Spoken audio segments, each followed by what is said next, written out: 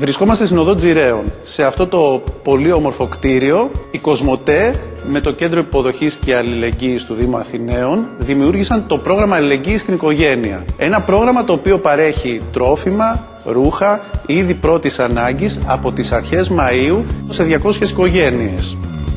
2 μήνες μετά την έναρξη του προγράμματος, ο χώρος αυτός έχει ζωντανέψει.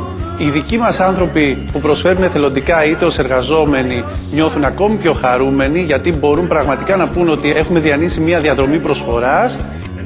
Το πρόγραμμα ανοίγει τις πόρτες του, τα παιδιά μπαίνουν μέσα στο χώρο μαζί με τους γονείς τους.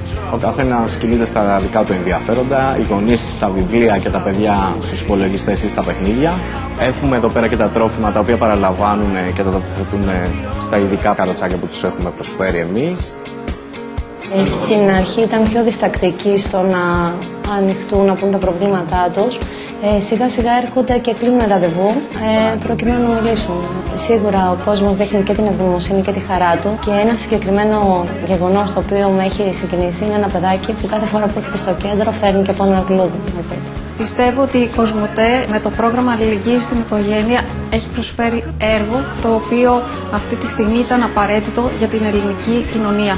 Θέλω να πιστεύω ότι σίγουρα κάποια στιγμή θα μπορούσε να επεκταθεί και σε όλη την Ελλάδα. Και για όσους θέλουν να προσφέρουν βιβλία ή παιχνίδια, εμείς είμαστε εδώ στην οδό Τζιρέων κάθε Τρίτη 1 με 3.